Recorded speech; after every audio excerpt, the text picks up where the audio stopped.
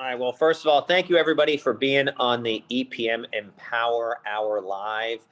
We have a wonderful guest that I've had the privilege of getting to know personally, professionally, and so many things, as well as really learning about her career and what she's been able to do to so many people here and all that. I definitely want to start off first by saying thank you, Marcia, so much for being here. I think this is going to be very valuable. Like anything else, I think a lot of people do not know some of the monumental stuff that she's done for the organization, for women, things of that nature. Everybody. Oh, wait, how'd I get? Oh, sorry. I guess my video got knocked out. I don't know how that happened, but it did. Anyway, as well as serving the industry, she served in senior roles with the Freddie Mac, as well as in the Obama administration at FHA under Dave Stevens. She also did a marvelous job when she came onto the NBA as COO, roughly close to 10 years ago, and re-changing it around, as well as what she's done to revolutionize conferences. But I think the most important part that a lot of people do not realize is what she was able to do with her Empower. She's going to get into that a lot more.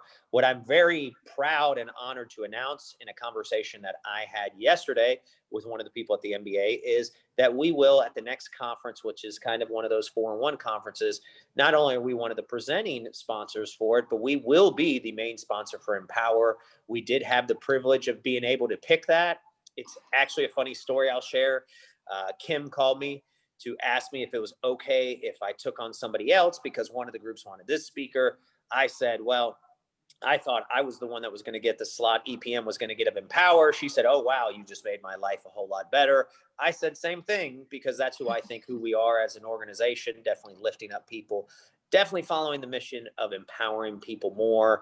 And we're going to let Marcia get into some of those, but it's going to be a wonderful interview. That's going to be hosted by our own Suha and Leora that are part of Empower and what they've done in their lives. So without further ado, I want to say once again, wholeheartedly, thank you, Marcia, for giving us this time. Time is very important. It's the one thing we all share as humans. And thank you so much for the privileged information we're going to learn and everything of that nature. So ladies, take it away. Thank you. Thank you, Eddie. Thank you. Thanks, Eddie. Suha, why don't you kick it off? So I'm actually not ashamed to show off that I am Marcia's #1 super fan. I had the pleasure of meeting her in person at multiple Empowers, and we spoke briefly. And I was always so impressed by her grace and everything she's done for our industry. You know, like Eddie was saying. But I want to kick it off with an easy question. You know, we're calling this from farm girl to leader. And, you know, I was just wondering if you could tell us a little bit about that farm girl and how you actually ended up in the mortgage industry, what that first year was really like for you. Sure, absolutely. And thank you for having me and for taking the time to talk about what's important, not only for the women in our industry, but for everyone. So yes, I lead with the fact that I was born and raised on a farm. And so being in the mortgage finance industry, first of all, I didn't even know about it, but growing up and when I started working professionally, I had no idea what the future would hold for me. And I relocated to the Washington, D.C. area and had a job previous to being hired by Freddie Mac. And I actually went in to Freddie Mac as what they called an industry relations specialist, which was a fancy title to say, you're in charge of marketing this organization at industry events. So ironically, the first job I had in the industry, I went and I would attend MBA events as well as many other industry conferences, promoting Freddie Mac, making sure that the team at Freddie Mac met with all of the right lenders, et cetera. So in a way, I am 100% full circle back being at the MBA and still attending their conferences 30 years later. So I like to say that I have always been a farm girl and I'm proud of it. It goes to show you how far you can come and go in your career when you seize opportunities. And so Eddie talked a little bit about my background. I was at Freddie Mac for over 20 years and was fortunate enough to be able to reinvent myself 4 times while I was there. And then I left the industry completely. I took a step back. Some things had happened in my personal life, and I just stopped working for about a year. And then when I went back into the industry, it was to work at HUD. And it wasn't because I had always desired to work at HUD, but my former boss, Dave Stevens, had gone as a presidential appointee to become FHA commissioner. And he called me and said, there's a housing crisis. Your president needs you. And if you know Dave Stevens, that's his way to try to make you feel like you need to step up. And he said, but more importantly, I need you. I need some help. And he goes, and by the way, aren't you bored? And he was right. You know, taking a year to step back and address some things that were happening in my personal life did give me the perspective of how much I missed my professional life. So I went into HUD and never expected to work in the government. And I will tell you, no job prepared me better than the job I had at the MBA than those 2 years at HUD, because being at a regulator during the housing crisis and then going in and working for a group to advocate for the industry, you really have a different, unique perspective of how regulators viewed our industry, the challenges that we may have faced. So while I was at HUD, I may not have understood that it was the right place for me to be. I learned very quickly with my next opportunity. I was so glad I had spent my time there. I love that. Absolutely. You know, we all go on a path and we don't know why we're on that path until later in time. And that perfectly speaks to it. Leora. So, you know, I've known Marcia for quite some time now, and she's been a very instrumental part of my life and my career. She's someone that I've been able to reach out to when I need guidance. And so first of all, I want to thank you for always being there.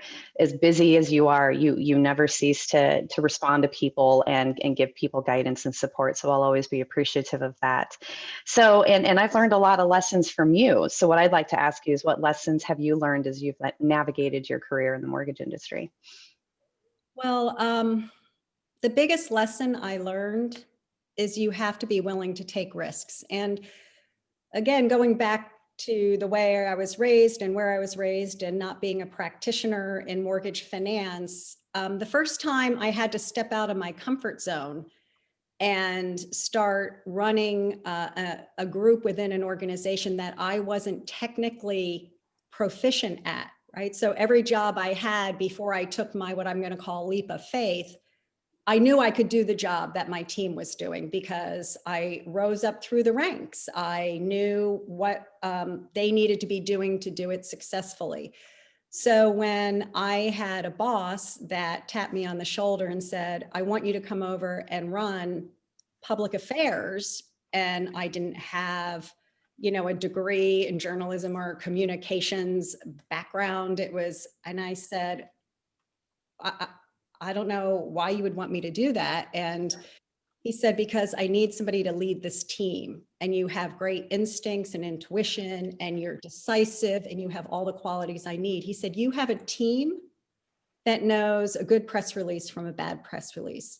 And that's something your instincts and your team will kick in. And I have full faith and confidence you're the right person for this job.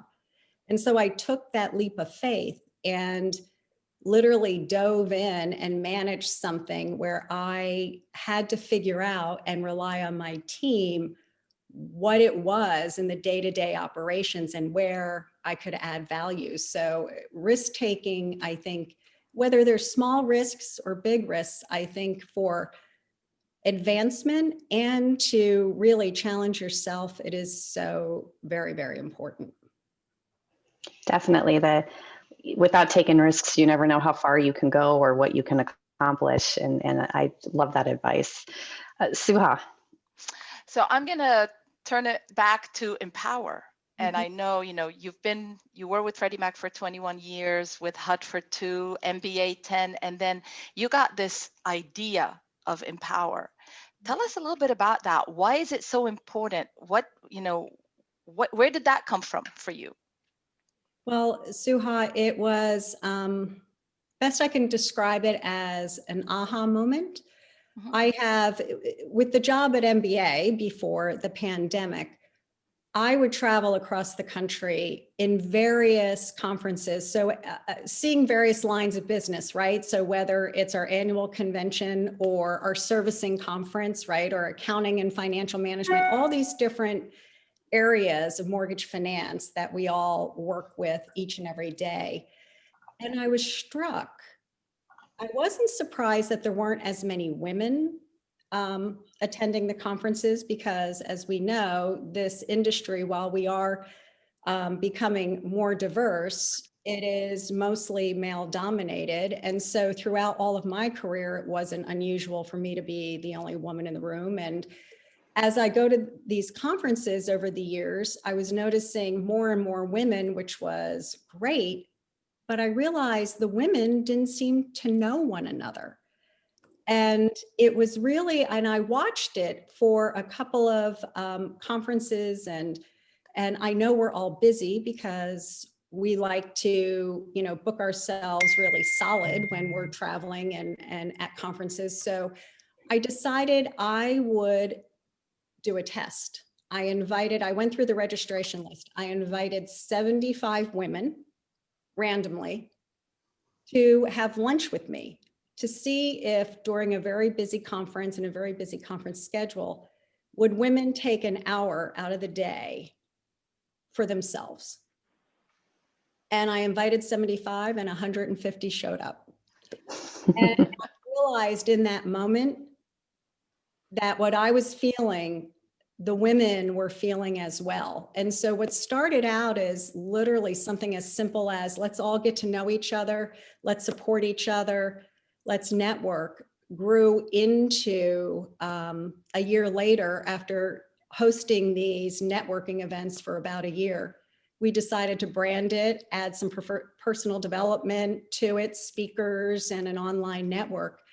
So I think it was just a need at the right time. And the year after we launched Empower was when everything blew up with sexual harassment, with Harvey Weinstein and all.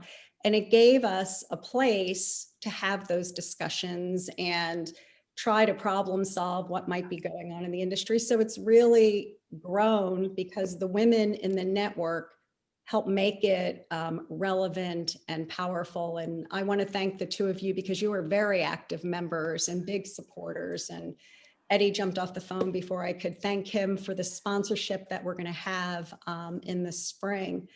And I just, it has been the most rewarding and fulfilling thing that I have done in my entire career. Being a part of the Empower Summits, I'm thankful that I've been able to attend all of them.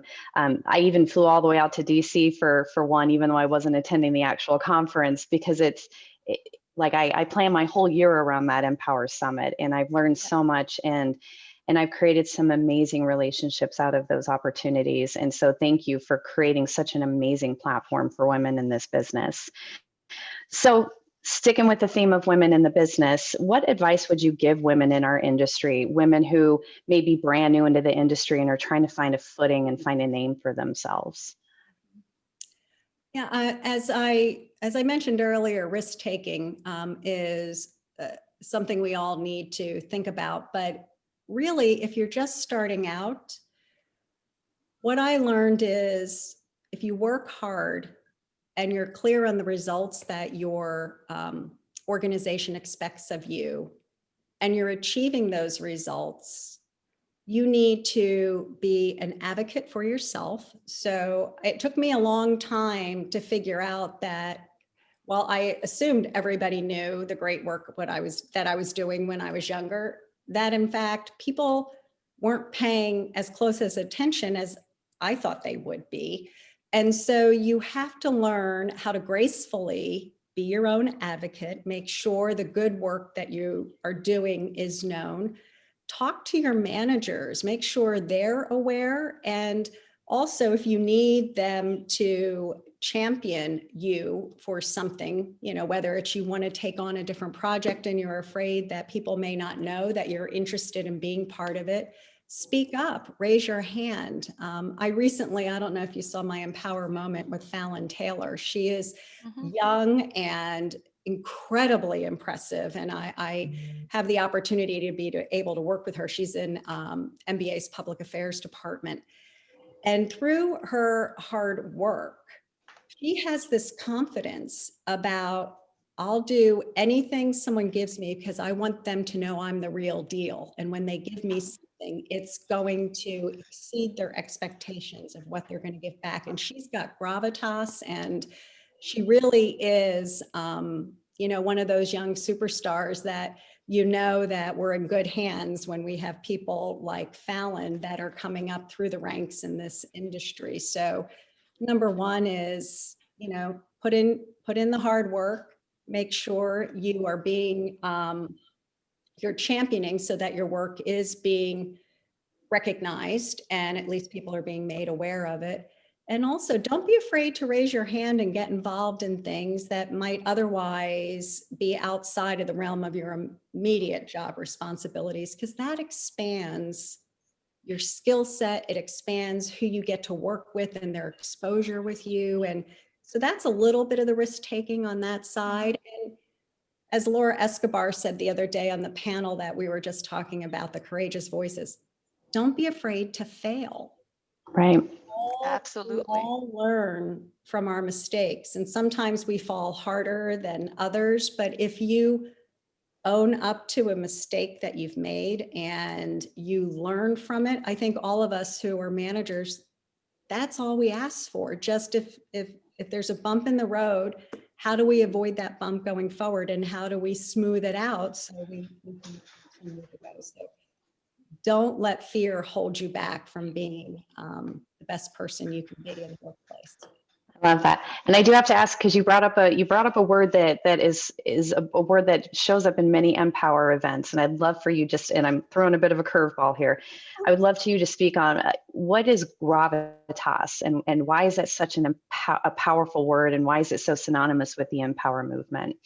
Oh, well, thank you for asking. And it's so gravitas is a way to show up. So if you think about, and for the men listening in, Empower is open to men and women. And early on, I had many of the men who were in the room not only to understand, they went there to seek to understand what their female colleagues were dealing with, but also they realized the advice transcends gender, right? So what I'm about to say about gravitas obviously applies to all of us. And it is sometimes we show up and we make ourselves small, right? Because we may be not the same level as other people in the room, or we may not be as sure as if I ask this question or if I make this point, am I going to sound smart or am I going to sound like I don't know what I'm talking about, right? The voices that go on in your head.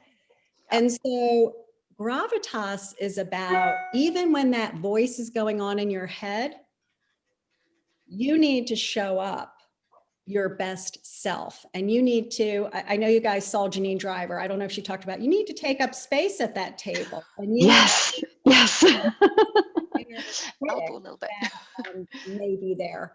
And so to me, you can have all the accomplishments and be really good at what you do, but if you don't show up and if you don't present like this powerful, confident presence, some of it is going to be lost, in translation. And we had a speaker who, Lisa Sun, who talked about being at McKinsey for many, many years. And her boss, during one of her performance reviews, said, Lisa, you have all these amazing accomplishments, but you have no gravitas. And she's like, what are you talking about? She said, look at the way you're showing up. You need to dress for the position that you want and the position that you're in. You need to show the confidence that you clearly can do this job because you have amazing results. And she said it changed her life. So I think we attached to that word because it was a great example of how sometimes we don't do ourselves the best service to ourselves because we kind of are afraid somebody might think we're boastful or full of Right. ourselves or whatever adjective you want to put, that sometimes women are afraid of being considered. I think a lot of times women, we don't step up or lean in because we, like you said, we make ourselves small, and we don't think the same way men do because they don't think of it that way. It's to them, Just do it's it. their right. Yeah, they just go in and they do it. And women have, like you said, these conversations in their head and they question, should I do it? Should I not do it? But that's really, really great advice, especially for somebody who is starting out in this industry or any industry, really, just to be able to show up, let your results speak for themselves, but also you be your own champion, because nobody's going to tap you on the back and say, hey, you're doing a great job. Here's a next opportunity for you if you don't Right. show you're interested in it. So I think that's really, really great advice. There's this great book, How to Toot Your Own Horn Without Blowing It. And I think I actually just gave it I to love that. who is 36 years old. And he got feedback that he's not championing for himself. Yep. And so I would tell you who the author was, but I gave him my copy of the book. I'm writing it down. She's writing it down. She's going to share it with everybody. I gave it to him and I said, maybe this will help. Read this book. Yeah. Excellent. That's really That's good. fantastic. I know that you've been an inspiration to me, obviously, to Leora, and I know you've played such a tremendous role in our industry. Who actually inspires Marcia? Who are your role models? That's a great question. So first, my role models along the way. When I first came to DC, I wasn't in the mortgage finance industry yet. And I had a job at an association, and we were in charge of doing events. And in an association, a lot of times the events are what help generate revenue to keep the lights on, pay the salaries, et cetera. And so I was learning the business side of how to produce an event and be able to make it profitable for the association. And my boss brought in someone more senior than me because he was able to hire more people. And I was young. I was probably 21 or 22 at the time. And I got really annoyed. It's like, wait, I was here first. Why does she get the bigger title? Well, of course, she had experience and she knew what she was doing. And after what I say, not being my best self and giving her a run for her money, she was one of the best leaders I ever had. She championed my work. She gave me opportunity. She always put me front and center, all while she's teaching me in the background the things that I would never have learned if she wasn't there. So her name is Donna Phillips, and we stay in touch to this day. And she has always inspired me because she is just this very artistic spirit, but she was in a corporate world. And so she also showed me how you can bring this authentic side to what, brings you joy inside to your job.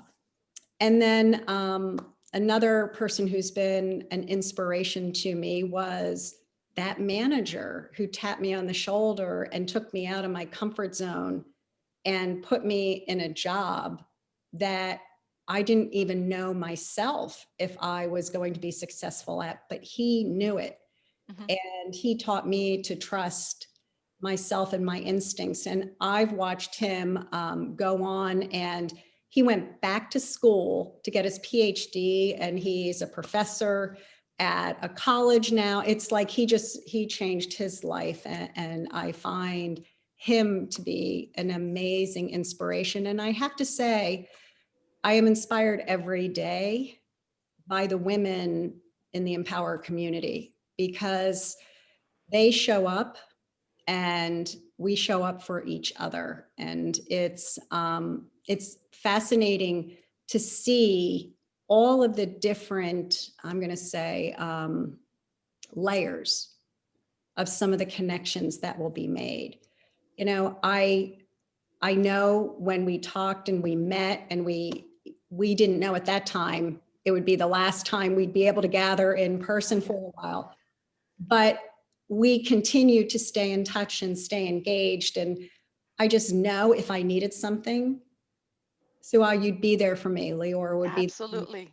And In a I heartbeat. through the network, I watch if a woman has lost her job, the women that come to lift her up bring contacts. And I know this has happened for many, many years in the industry, mostly, you know, in the way that men support each other. But to see women doing it is really inspiring. And they're developing not only professional connections, true deep friendships. And so it's Yeah, I just, mean, like I said, this network has been so great and gives back to me more than I ever can give to it. that's a wonderful answer. I mean, and a testament to that is Leora and I started as, you know, colleagues through Empower, and we've become really good friends outside of work. I mean, I know we work together. I know we're on a lot of committees together, but we've become friends outside of that. And I know she's got my back. I've got her back. I've got Yep. your back, and it's such an amazing, you know, relationship that exists from Empower. Thank you for sharing that. Leora? And just to add to that, you know, it's funny. I've been on some podcasts this week, and the central theme just keeps coming up of women helping women. It's just, and I apologize if this has turned into that kind of, you know, a session here, but as I grew up in the industry, as I like to call it, I would often have situations where I was being held back by other women because we feel like there's only one seat at the table and there's like 5 or 6 of us. One of us is going to get it, and even fighting each other for it. And I'm just so grateful that through Marcia, you and Empower, that you've created a platform where women truly can help each other and not fight against each other for that seat at the table. So again, I'm just so grateful for what you've been able to build and for your continued friendship for all of these years. So I had the opportunity to interview you and your daughter for an article that I did for Mortgage Women Magazine last year. So can you speak a little bit to that amazing relationship you have with your daughter who now works at Freddie Mac, you know, kind of following those same footsteps that you did in your career? Sure, absolutely. And, you know, thank you for bringing up the topic that I would love to talk about for hours, but I won't. Full disclosure, when I started at Freddie Mac all those years ago, the way I knew about a job at Freddie Mac was because my sister was there. And my sister just retired after 41 years at Freddie Mac. Wow. That's amazing. Employee. I'm sure that now that she has officially retired, there will be others that may serve longer, but as of today, she is the longest serving employee at Freddie Mac. So when my daughter graduated from college many years ago, she had a degree in criminal justice and psychology, and her dream job was to be an animal control officer.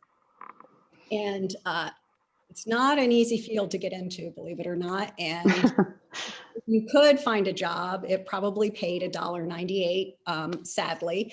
But she kept looking, and after about 4 months of trying to find a job, she applied for some entry-level positions in a bunch of different places and got an interview at Freddie Mac, which delighted me, you know, because I had been pressuring her put a resume together, and that because she had worked through her whole college experience. So she had skills that would transcend some of the jobs that I knew existed at Freddie Mac. And so she was able to start at the very, you know, low rung of the entry level. And I'm so proud to say that she's been there 9 years. She's an account executive, managing some customers in their sales department. And she just blows me away with when we are working together in the same space. Like during quarantine over the holidays, she was working one of the days and I could hear her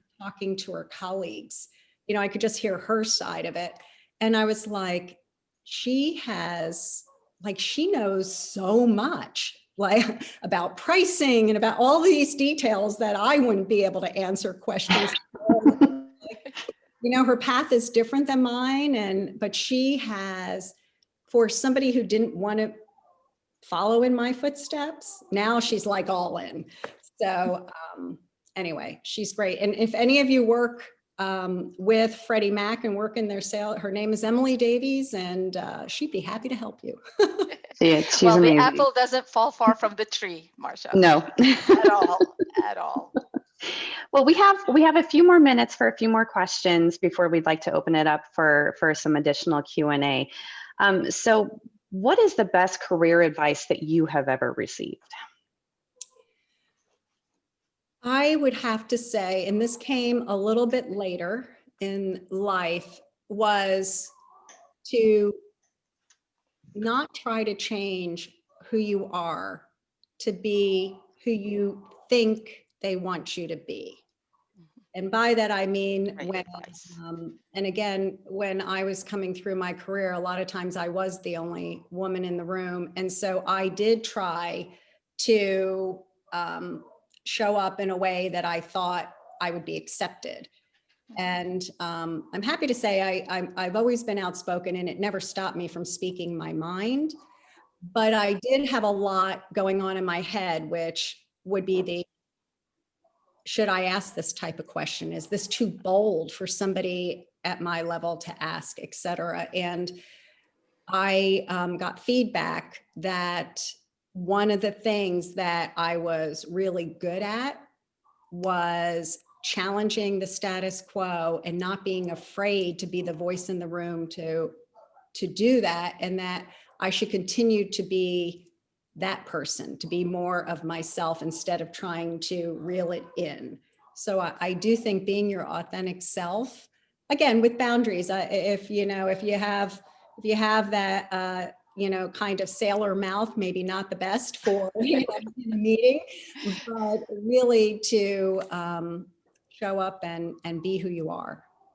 I think that's great advice for everybody, not just, for somebody starting out or later in life. So that's really good advice. I'm actually going to switch it a little bit and sort of do a little bit of forward looking. With all of your experience, what do you think is going to be one of the biggest challenges for our industry, not just in 2021, but in the next couple of years?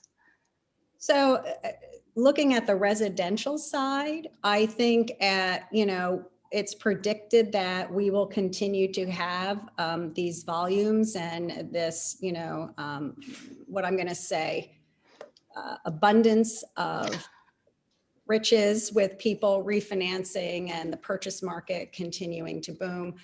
So I think that's going to go on for a little bit longer. As we know, housing supply is an issue. It continues to be an issue, and the affordable housing. Affordable, exactly. Is a huge issue, and the pandemic is going to exacerbate the gap, right, for home ownership. So I do think one of the challenges we're going to have is when we have to right size, are we better at doing that now than we were several years ago when the industry wasn't as good at that? And are we going to be able to really tackle some of the affordable housing issues that we have with, the gap for not only Blacks, but Latinas and that side of the market where you have growing and swell of people who are qualifying for mortgages, but not able to get one, either because they don't understand that you don't need 20% down, and believe it or not, and we've been saying this for a long time, right? So many people have tried to make sure that all communities know that you can get a mortgage without having 20% down, but it still is a myth out there that, and that sometimes you only need to do one or two little tweaks to your credit and you can qualify. So I do know, and I think you're aware that we have a huge initiative to try to close the gap for minorities to be able to, those who are ready for home ownership, for them to be able to buy their homes. We actually have a webinar today at 2:00 on convergence. So I do think affordable is still going to be a huge issue in closing that homeownership gap for Hispanics and Blacks. That's fantastic. We actually have a couple of questions, which I'm very happy about. So Kyle has asked, what's one thing that we can all start doing today to increase our ability to build authentic connections? That's a great question. It is a great question. And I think it's important that authentic is what we're talking about. So when you meet someone, and Leora, I'm going to use you as an example. When we met, I just wanted to know who you are, understand your story, and is there anything I could ever do to help you, right? And so if you meet someone for the purpose of truly meeting them and wanting to get to know them, that's authentic. If you're trying to make a connection because you're going to need something from that person, or you want that person to do something for you, you need to have built up that relationship before you take it to that level. So Carla Harris, who spoke to our group one time, said, you know, it is fine to pull from your network base when you need something, but you have better spent a lot of time giving that connection more than you will ever take from that connection. So in this time of a pandemic, and we can't be in person, it's a little harder to meet somebody that you have never met before. But an opportunity like this, I don't know the other people, who are on this Zoom call because I can't see their faces. But I do know if somebody reached out to me and said, hey, I saw you when you were speaking at EPM's, Empower Hour, then I automatically have that connection and I'll respond. I will say I do delete emails from people who are trying to sell me products and things that I don't know. But I think Suha said, I do pride myself on making sure that if someone reaches into me and I know that we've had a connection, that I immediately respond and reach back. So I don't know if that helps answer the question, but that would be my best advice. I think that's a great way to look at it. Knowing when to ask is really important. It's important to ask, but you have to put it in the right time frame. You can't just, like we all get these LinkedIn connection requests and they're immediately going into their sales pitch. It's like, wait, we haven't even built a relationship yet. I'm not interested. And like you, delete. We actually have another really good question from Kayla. Before we jump, can you play off of one thing too? Yeah, of course. Yeah. I think we all need to check ourselves that if you reach out to one of your contacts and the only time you reach out to that contact is because you need something or they have, so if the text is, hey, we haven't spoken for a while, we need to have lunch soon. By the way, do you have so-and-so's email or whatever? That's great once, but if that's the only time you're connecting with that person, just make sure you check yourself that you are checking in with the person more than when you check in with them because you know they have something you need. Anyway. It's amazing how powerful just reaching out to someone and saying, yeah, I don't need anything. Are you okay? How are you? Are you doing okay? And that's just like, thank you for thinking of me outside of, a business transaction or, a potential lead. So I think that's amazing. And I've just in the last year, I've created some amazing connections with people that I've never met. And we're like the best of friends. Like an example, Raquel Boris. I've never met Raquel Boris. And I know the first time I'm going to meet her in person is going to be the best hug ever because we have such an amazing relationship and we built this great foundation just through talking on the phone and being on webinars together and just being there for each other. It's not the best way to do it, but when you're in these circumstances, you don't have much of a choice, but it can still happen for sure. Yeah. You want to ask the next question, Suha? Yeah, I was going to ask Kayla's question. She was asking if you had a morning routine or self-care ritual that you do for yourself so that you can show up more presently at work. Do you think having one is important? For me personally, it's incredibly important. So I need to feel like I'm my best self. And part of that's because my history of being from a farm, not from, when I started at Freddie Mac, a lot of the people had PhDs. And I wasn't technically proficient in mortgage finance. So I spent a lot of time with self-doubt. And one of the ways that I knew I could take on the day is if when I got into the room, I felt like everything in my personal care, I had checked the box so that I can be 100% focused on showing up for work. And so throughout my career, that's looked like getting up at 5 a.m. and meeting a girlfriend at the top of the neighborhood and going for a run. It meant, so taking care of exercise and getting it out of the way, because I learned that if I wait till the end of the day, I am way too tired and I prefer a glass of wine than getting on a treadmill. Welcome to the club. It's been harder for me in the pandemic, I will say, and if you attended the Empower event, our annual convention, I've had a really hard time with the loss of what I called my professional me, not getting up, not being in a routine, not commuting into work. And as much as you complain, like I would complain about sitting in traffic, it was the time I used to connect with people and friends. And I got tired of yoga pants. I missed some of the clothes that I used to like to put on. And so I had to come to terms with the fact that I needed, it's a Dolly Parton quote, if you don't like the road you're on, pave yourself a new one. And so that's what I did for my hair. I started in the morning, making sure I had a routine, because it's really hard not to get that cup of coffee and sit down and start watching the local news or whatever, and then, start checking your emails and the day gets away from you. So I do try to practice self-care.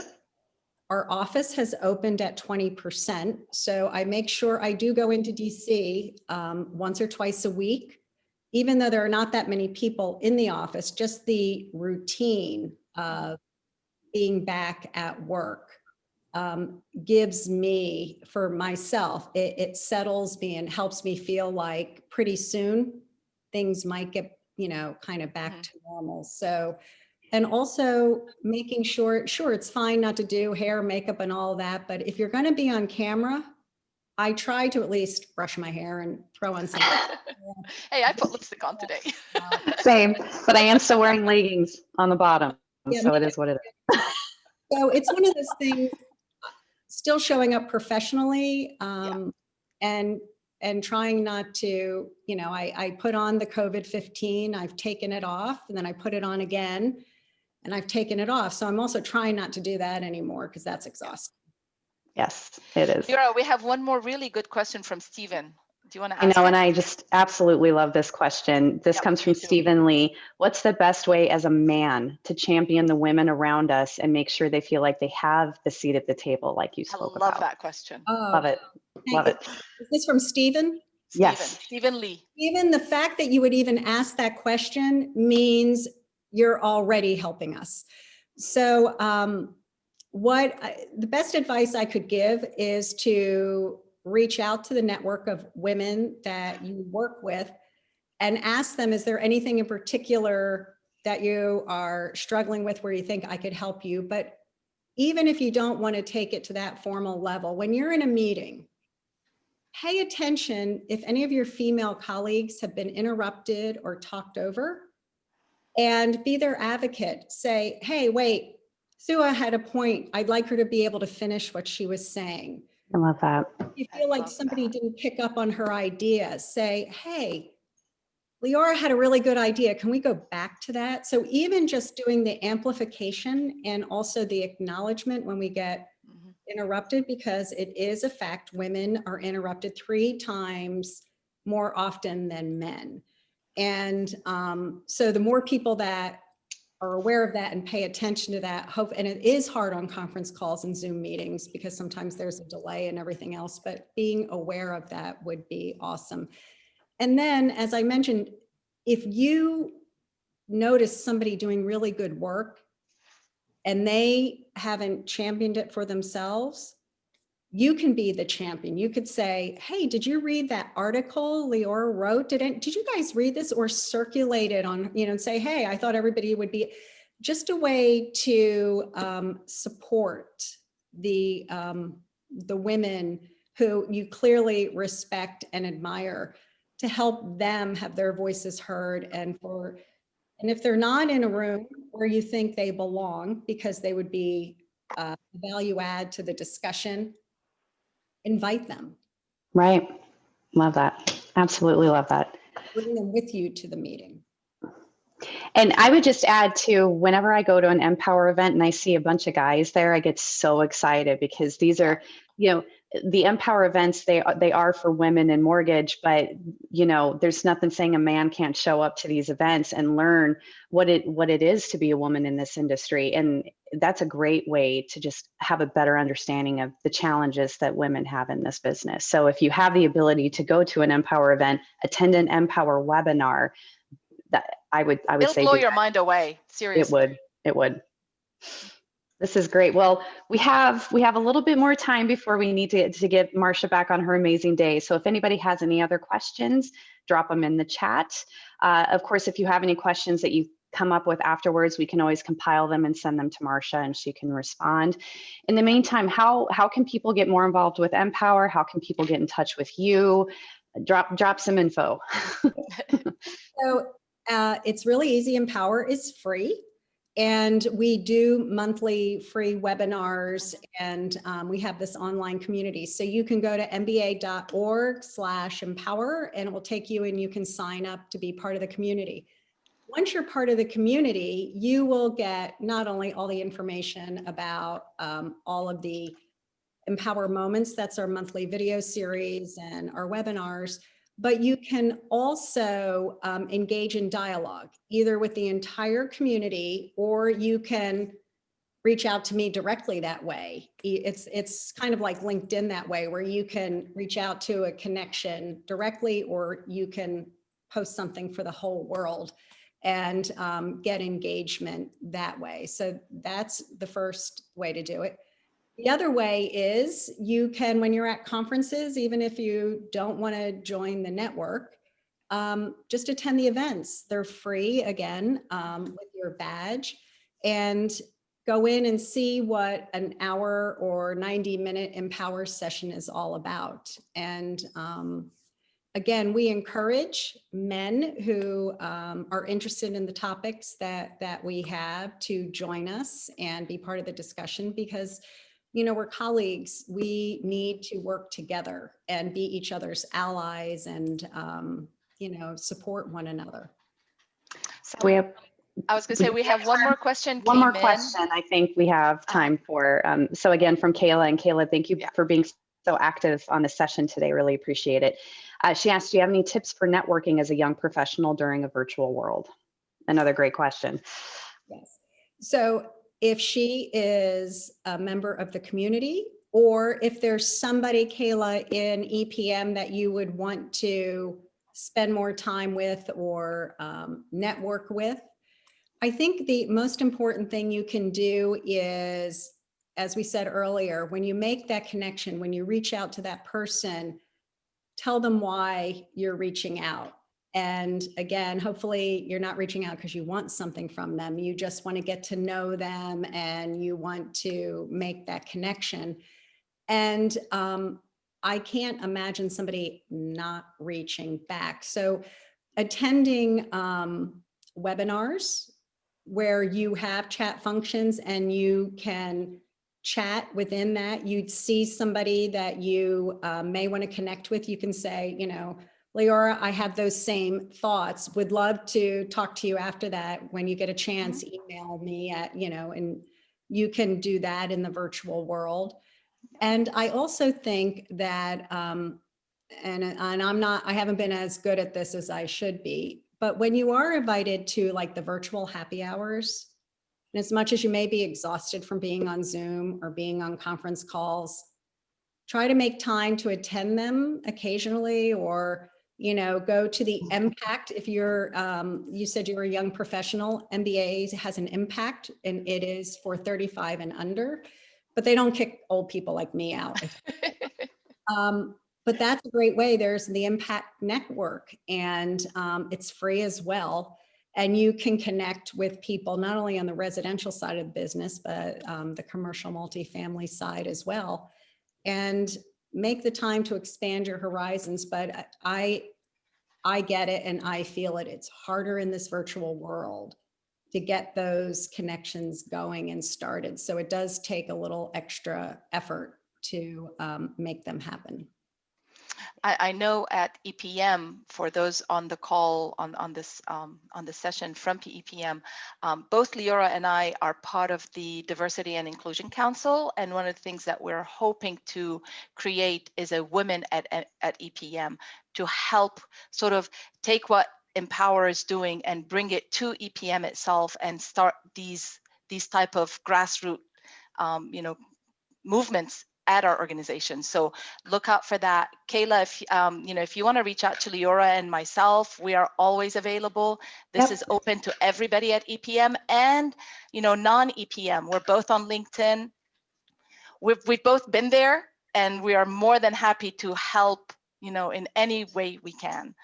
I think we're coming up to the end. I don't know if Eric's going to be joining us. I think he wanted to wrap Close up. us out. Yes. Yeah, but I wanted to say a personal thank you, Marcia. I mean, you have helped pave the way for everyone in our industry, especially women. And it's honestly an honor and a pleasure to interview you and to talk to you. And, amazing. Thank you so much. Thank you for agreeing to do this. What you didn't disclose is I asked for this format because I thought it would be much more interesting for the folks tuning in than just hearing me drone on. So ladies, thank you so much for agreeing to do this. And of course. It's always a pleasure catching up with you. So Eric, over to you. Well, wow, it's hard to take it after all of that because you guys did a great job. And of course, we couldn't have had a better lineup, especially with you, Marcia, and Leora and Suha, for our first Empower Hour Live. And, the name of it just fit perfectly with what you do. I mean, it is so important, to stand up for yourself and, be a voice in the room. And I mean, I have 2 daughters, and I certainly hope that they can follow in your footsteps to do that when they start getting into the professional world, which, they're 4 and 10, but that's on down the road. But also, I mean, it's important for anybody in our industry, and not just in our industry, to know that women like you are paving the way for, a voice at the table.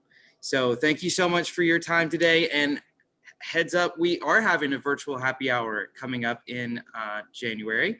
So the 26th, so thank you for plugging that. If you didn't do that on purpose, you did it by accident. So thank you so much. This is being recorded. So if Marcia's story didn't get out today to you, you can have it to share with other people.